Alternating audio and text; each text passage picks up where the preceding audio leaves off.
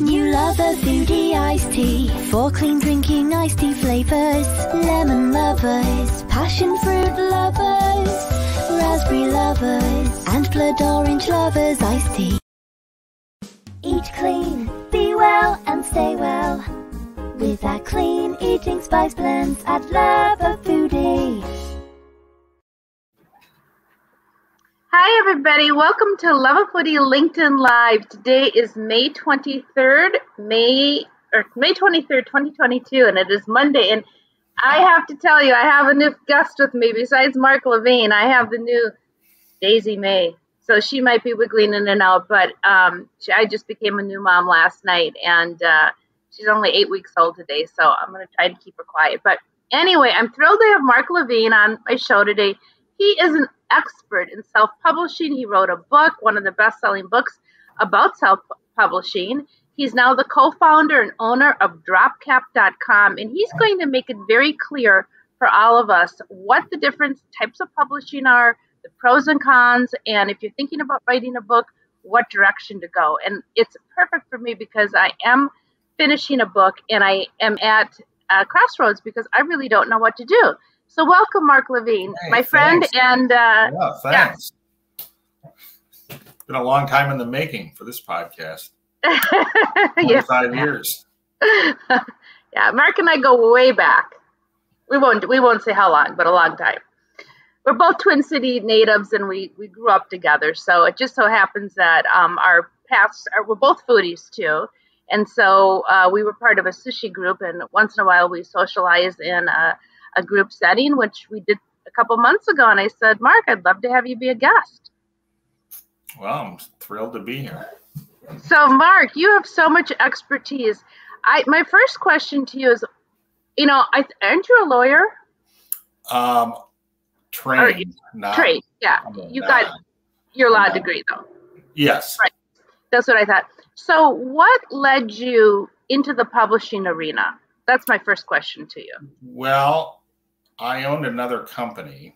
And in that company, this is, 20-some years ago, we did very simple online business filings, like stuff today that all the states and everybody has online. But back then, you'd fill out, we just help you fill out the PDF and send it in. It was very simple. And one of the ones we did, we helped authors fill out, we did the copyright form. So they would fill in the information and we'd tell them how to send their book in. And we just ended up getting a lot of authors in there. And so I started compiling all these self-publishing companies that I was going to pitch. Okay. To say, hey, we have this copyright service. Why don't you incorporate it? And so I started getting all this data about self-publishing companies. And then I got to this point where I was like, I think if I put out a product that had all this information that I've collected, it could do well. Because I had learned a lot about self-publishing companies, and I discovered, again, not rocket science, but most self-publishing companies use the same printer for their books. And so I started to see, well, hey, this company is charging, 200% more to print the book than this company. So I then wrote this book and rated all the companies. And was that national book? I mean, Mark, did you rate all the companies in just Minnesota or across? No, across the U.S. I mean, okay. There were 6 editions of this book, and it started out with like 75 companies, and then it kept going down because I think at the end, it was 30 companies. But wow. So I did this thing, and I didn't even know how you published a book. So I just made a PDF, made a website. And again, this would be very hard to do today just because of the way search engines are. But I, put up a website. I sold this PDF for $20, and every company that I rated, I had a page on my website that was like, is XYZ company right for you? I'd have all this stuff, and this book just started selling. I mean, just like I was amazed by how much it. But I just thought, there's a lot of people in this country, and somebody's finding it and ordering the book. And to call the book, it was non-edited PDF. Is what Right. And did you have to tell the companies that you were rating ahead of time that you were doing that? No, I just went to their websites, got information, asked them questions, and then it started to build, because then I was like, well, I got to ask everyone the same question, so I'm going to just, go through their customer service channels and do all that. So I did that, and then all of a sudden, companies started calling me. Okay. This happened within a week of each other. I got 2 phone calls from 2 different self-publishing companies. One said, how come we're not in the book? And the other one said, why did you not give us a good rating? And so that was the first time I realized, oh, this book is on the radar. And again, this is, 2003, 4, quite a long time ago. And from there, again, the book was going, and in about 2006, I just had this epiphany, and it was almost, we're in the middle of May. It was right around the middle of May, 2006. I was rollerblading here in town, and I was like, oh my God, I know what all these people charge for printing. If I start a publishing company and I don't mark up printing, that will be the way that I can really be competitive from day one. And came back in my car, called my then developer and said, hey, do you think you could, make a website that does this, and I can help people publish books? And again, I had another company at the time, and I had a few employees, so I was able to kind of start it in there. And within a very short amount of time, we started to get authors, and a lot of them were coming because they were reading my book, and I didn't know how to price it. We didn't even really know much about the publishing process, but we learned on the fly, and we had some good companies that we worked with in distribution and other stuff, and we hired some good people that I got lucky and hired some good people, and the company grew, and we ended up having an ebook division, a printing division. We did all the marketing in-house. We did all the distribution. It was a pretty sophisticated operation. And at the time, I sold it in 2016. I had about 30 employees. And at that time, we had published about 11,000 books, or helped people. We didn't do all of them. Some of them used us for printing, or some of them just to do the ebook, or so did you print in-house? Is that how you saved money?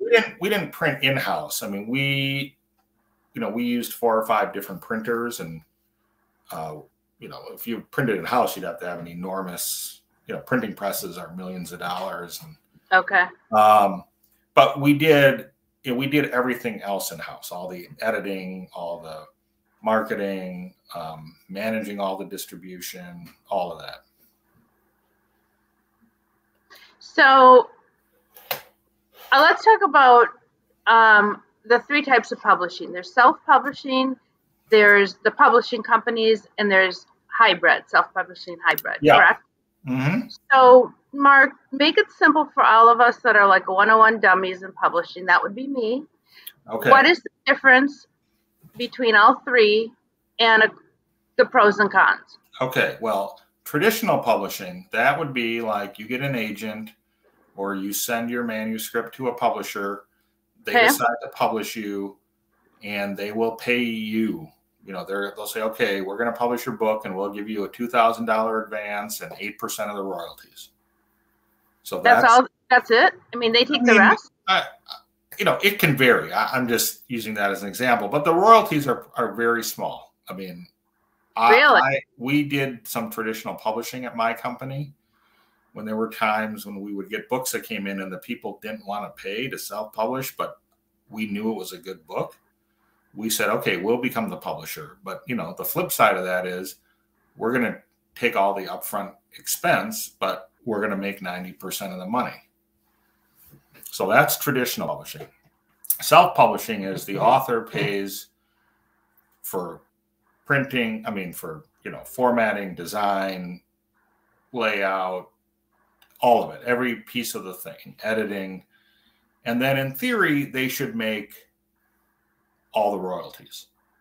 And that's like at our company, that's how it worked. You know, the author paid a fee to publish, and there was a variety of services you could get. So, you know, you could do an ebook for probably $500, and you could have a full-time publicist, and, you know, you could, the services that we offered mirrored those that you would find at a traditional publisher, with that level of, you know, our editors came from big national houses. Our designers were very, you know, prolific in that kind of work.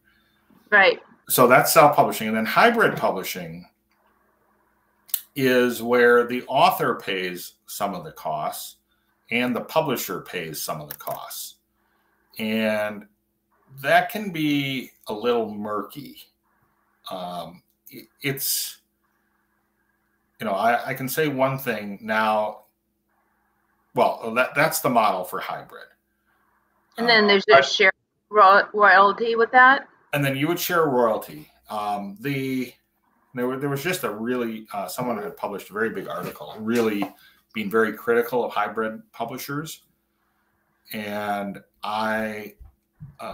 now that we work with them at DropCap, my company DropCap manages foreign language rights for book publishers. And we do it for traditional publishers, self-publishing companies, and hybrid publishers. So it's the first time in my professional career that I've worked with hybrid publishers. And again, this is from our experience with them, the hybrid publishers really bring a lot to the table. I think because, you know, they're making some portion of their revenue is coming from sales. They are, one, picking books they obviously think will sell. Right. And two, they get a little more control over the book, which as an author, you think, I don't really want anybody to have more control, but I am telling you that you do.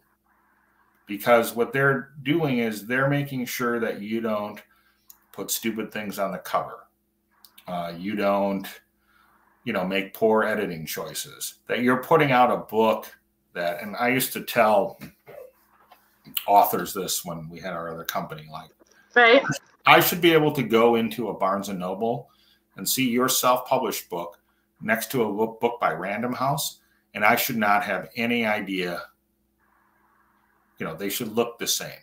So, you know, one shouldn't look like homemade and one shouldn't look glossy and pretty. Right. And, you know, self-published authors, sometimes they would try to, you know, there are programs you can do yourself. So you can make a book, and it's gotten easier and easier. The bar to get in is, you know, if you have a Word document, you can now press a button and it makes it into a book. But then, you know, some people would expand the margins to try to save, you know, not have as many pages. And all those things are red flags. You know, that makes it tougher to get into bookstores and right, everything else. So from your perspective, what is the best? I mean, so let's do the pros and cons. Okay. I mean, let's say. I mean, I think you clearly explain. I got to get her some water. Hold on. Keep talking, Mark. What are the pros and cons? The pros, you know, I think if you have a platform. Yep. And you have found a good editor and a good designer and someone who can help you get through the self-publishing journey, I would say you should self-publish, because at most, you have more creative control. You think? Well, you get 100% creative control. I don't always think that's the best, because, you know, having published thousands of books, and my old company, the rule was that we would give the author the best advice. And if they chose not to follow it, that was on them. But people were paying a lot of money and good money to do this, and we thought we had an obligation to just not have them make mistakes. Like a big mistake is a lot of authors say, I have to have a hardcover book because that's the only way it's going to be taken seriously. That's like an old myth. And the reality is a hardcover book costs more to print, so the price has to be more. And that's not a plus if you're a new author. It's a negative. Hardcover books all obviously way more. So if you are lucky enough to get into bookstores or get some bookstores to take your book, right, you're paying to get the books there. And if the books don't sell, they can send them back and you're paying for that shipping. So that can get very expensive. And, that's just a mistake that, a lot of authors make. So Mark, with Kindle, are there any people that just self-publish and say, I don't need to do a hard copy, I could just do Kindle now? A lot of people. I mean, a lot Kindle, of people. There are some estimates that there are 1,500 ebooks a day uploaded to Kindle. Wow. So now that's a wide variety because you have people who just write a book. At my prior company, there were people who wrote books without punctuation and, didn't want to have an editor and thought it was great.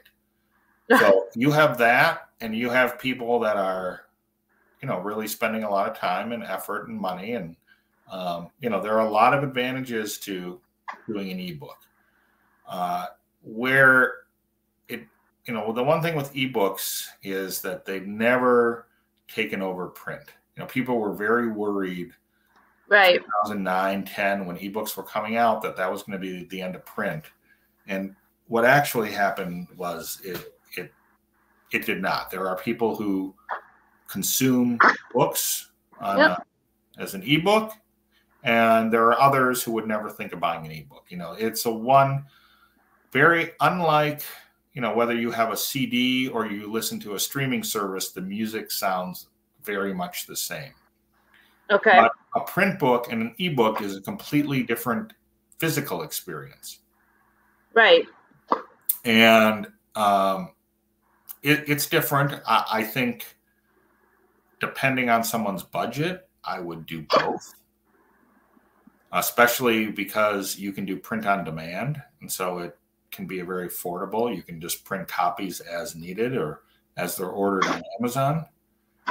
So, but there are some people that they don't have it in the budget to do that. And so starting as an ebook can be great.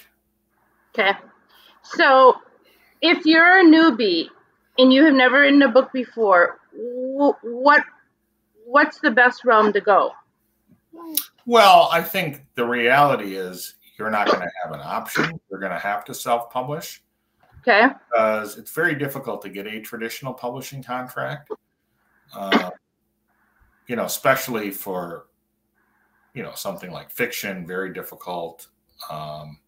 Even self-help, cookbooks, anything where you're not a known quantity. Yeah. Hard to, it's just, why is this publisher going to take your book?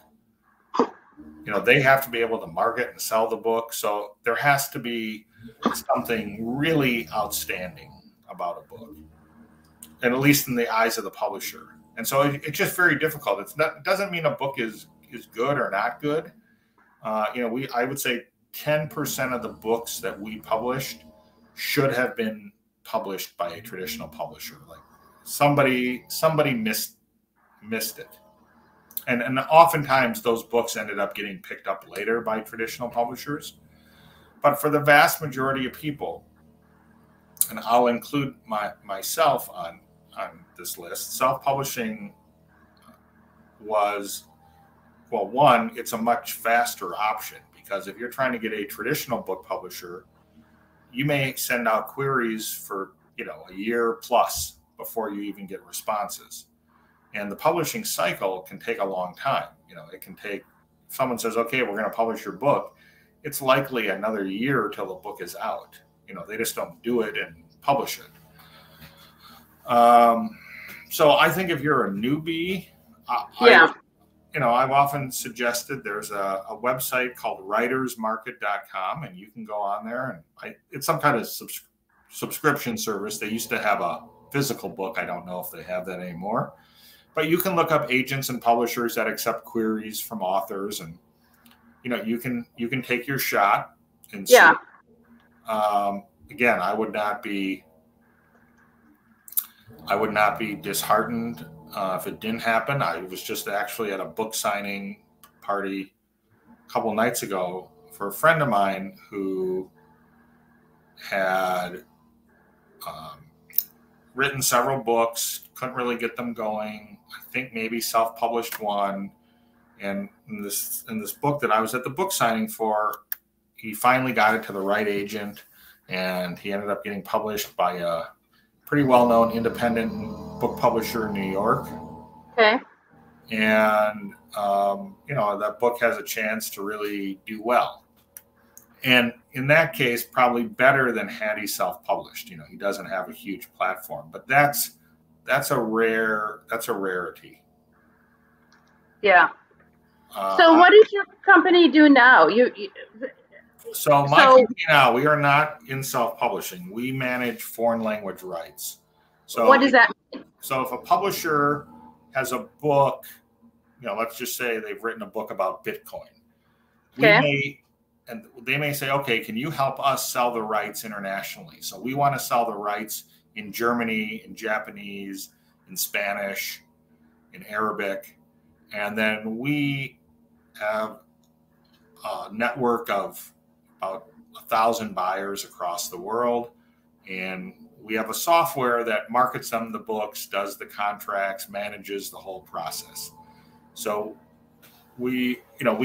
and the things that we do for publishers is really, for them, it's free money, because when they're publishing the domestic edition of their book, at the level of independent publishers and self-published authors, most are not really thinking about, I'm going to make this if I sell the German rights, or this if I sell the Taiwanese rights. Right. But there's people who we work with that have done better internationally selling the rights than they ever made domestically. Okay. But and again, we work with, most of our clients are traditional book publishing companies. We do work with self-publishing companies, so they send us their authors. And then we also work with hybrid companies. And, for us, it's really more the type of book. What are the best-selling books? There's cookbooks, there's fiction, there's nonfiction. In what we do? No, in just general. I'm just curious. Well, self-help is always a great seller. Business books are always very strong. Kids' books are strong, but it's very hard to generalize it because, within those categories, you have some very heavy hitters. So, the companies that we work with are all independent publishing companies. So they're competing against some of those bigger companies. And in the business that we do, it's more that we may have a publisher in China that says, I need a kid's picture book about elephants. And then, we have about 15,000 books that we represent in our system now. So our system finds, okay, here are the 6 books we have that meet this criteria. We present it to the Chinese publisher. They may say, okay, I want this one. We negotiate the deal right there. And, again, advances for this type of stuff are, again, $2,000 to $5,000, depending on country. If you're in China, you're getting more upfront than if you're in, a poorer country, right? Where it might be $500 upfront, and then the author or publisher makes a portion of, it becomes a traditionally published book in China or wherever it's published. So they get an advance, which is against the royalties, and then they make, again, 7 to 10% of the sales. So, Mark, how can people get a hold of you and your old book? I know it's not in print, but if I want to know about self-publishing, can I get a copy of your Yes, PDF? and you can. I would say if anyone just emails me at mark@dropcap.com and just they can tell me they saw me on your podcast. Obviously I have the PDF of the book, and I'll be happy to send it. Okay. I do have to qualify. I mean, you could probably go on Amazon and buy it through somebody selling an old copy, but what was the name of the book? The Fine Print of Self-Publishing. But there were, 6 editions. So, the most recent one came out in June of 2016. So just a few months before I sold the company. I would say that the basic information in there is very solid. If you're thinking about self-publishing, it's very helpful. There's a lot of charts and different data about a lot of the self-publishing companies. That is that's 6 years old. So it's too out of date to be a viable thing to consider. And some of those companies aren't even around anymore. That's a long time, Right. but the basic information is very solid, and certainly anyone on this watching this, wants to ask questions about it, I'm happy to help. It's talking to authors and potential authors is always a very good exercise. It, right. Helps me understand, and as an author myself, I always thought I had a very good feel for that experience of being an author, but talking to people today and seeing what they're going through and what they're thinking and the information that's out there. I mean, I don't spend a lot of time, in the self-publishing arena anymore, like I did. So, other than, again, we work with some really great self-publishing companies, and we work with the cream of the crop self-publishing companies and the cream of the crop hybrid publishers. So certainly I'd be also, if somebody was thinking of doing that, I'd be happy to make recommendations. I mean, I would only recommend people we work with, and people where, I can tell you the quality of the books because they're selling their rights internationally. Right. So when I get ready to publish my book, I'm going to contact you and ask you who you recommend as the best self-publisher or helping me, like editors and stuff like that. Well, you could probably just take me out to like sushi and then bring a notebook. Can you edit? I cannot edit, but I know, a lot of my former employees are still in the business and, do cover design, do formatting, do editing. One of them, I was getting, so many people coming to me asking me like, I want to self-publish. What should I do? I suggested to one of my former employees who has a very nice editing business. I said, you should really think about just providing this. You can do the self-publishing service. It can be really no frills. And it's a very good value, and you should do it. You'll do well. The author will do well. So between this person's company and the companies we work with, there can be a range, you can do a lot of this stuff for free. You can upload it to Amazon on your own. Right. You got to figure out how to do it and make it look good. And, I'd say maybe if you have a novel, that's doable.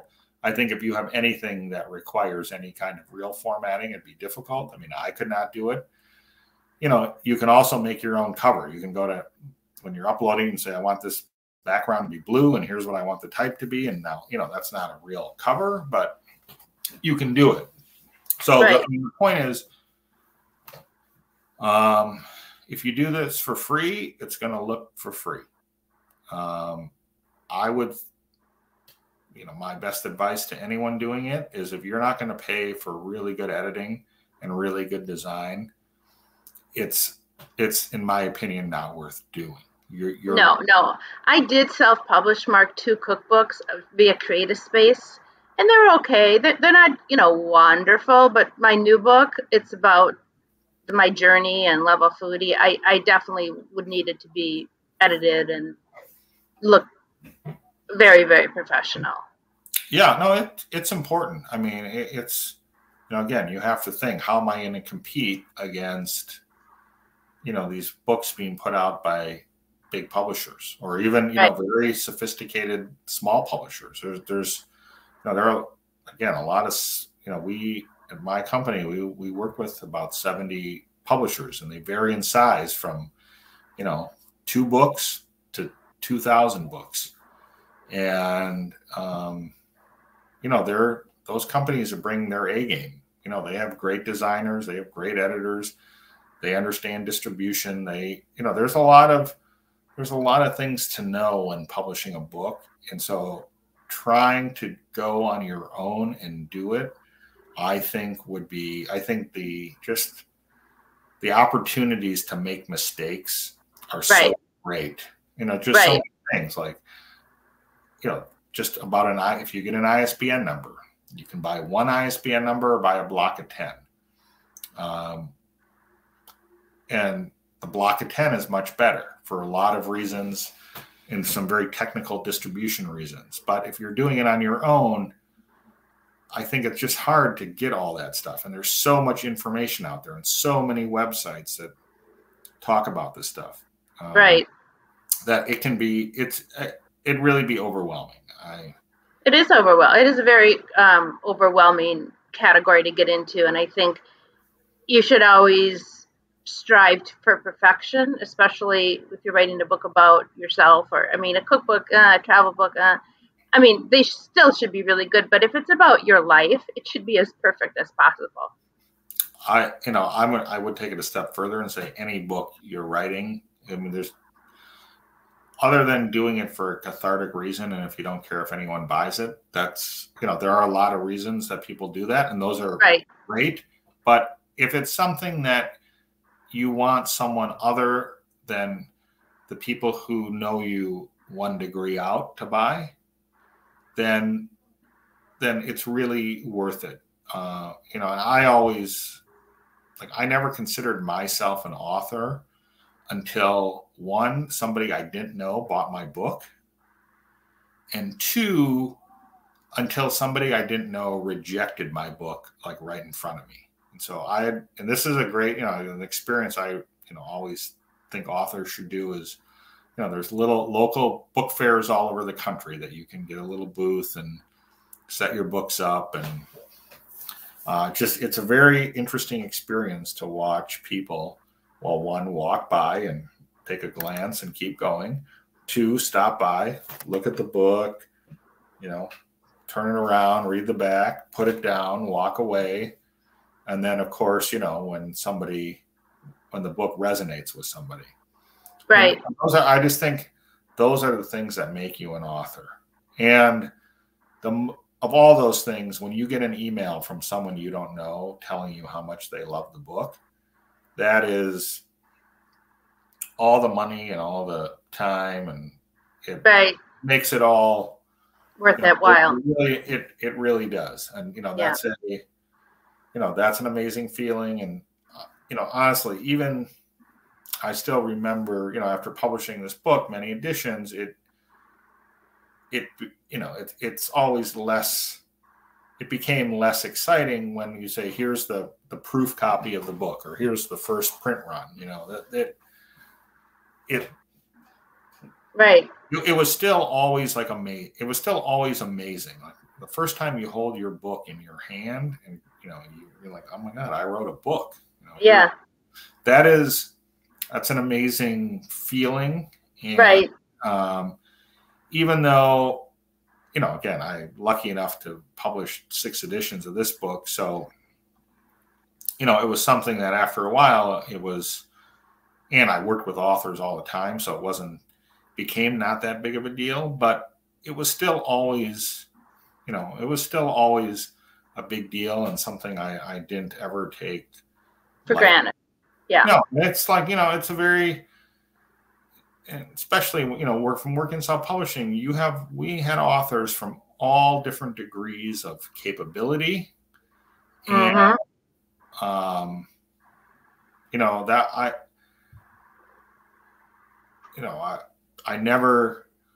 think if you feel like you should write a book, and you can afford to do it, and it's not going to cause you any financial distress, because I think any money you spend to publish a book, you have to assume you won't see it again. I mean, that's right. I see what you mean. Yeah. You know, that's very important. If you're broke and living in your car and are going to say, I'm going to spend I have $2,000 left on my credit card, so I'm going to publish this book to get out of this, you know, and that right.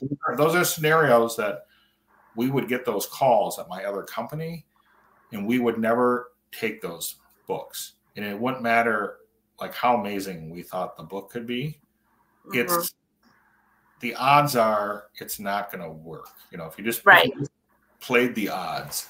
And yeah, and you as a publisher don't want to publish something that's not going to be, no one's going to buy. I mean, you have that.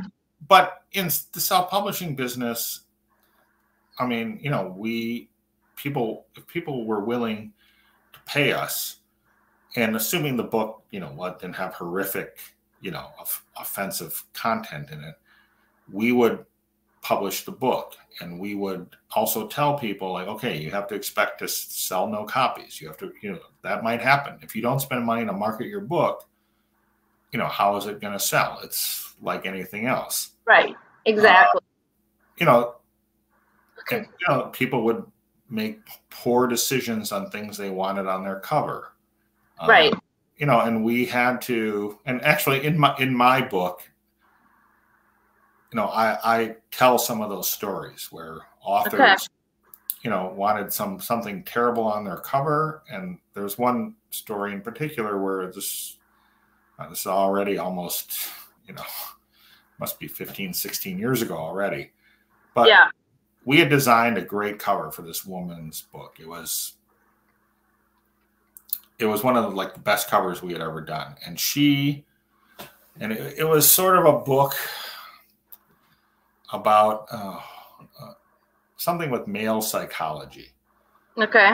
So she had this cover design and she was it was about like alpha males and, you know, something about their psychology. So her book cover looked like a Village People album cover. There was like a doctor, but just shirtless and with the thing around his neck. There was a construction worker.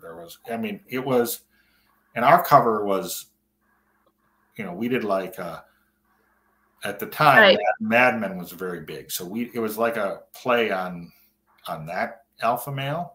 So I said to this woman, go take your cover and take our cover, and you send them to everyone you know. Don't tell them what you designed, or, you know, just say, which one do you pick? Right. And I said, if most of the people don't pick ours, I will fly down. She was from South Carolina. I'll fly down to South Carolina and buy you dinner anywhere you want. Nice. Well, Mark, I try to keep the show within 35 minutes, and we're at 35 minutes just because people stop listening and watching, you know. But I appreciate you taking the time today. So does Daisy, who's being anxious as ever. I like the fact that people can contact you at Mark at Dropcap. Okay. Request the PDF, everybody. I have it. I haven't read it yet. I'm going to read it, Mark, before I get ready to publish. And I think it's you've got a wealth of knowledge. So anyone reach out to Mark. And Mark, thank you. Thank you. I hope to see you soon at Sushi. Yeah, same. John and Aaron, I hope they're going to do that. We're gonna do that in July or August. All right.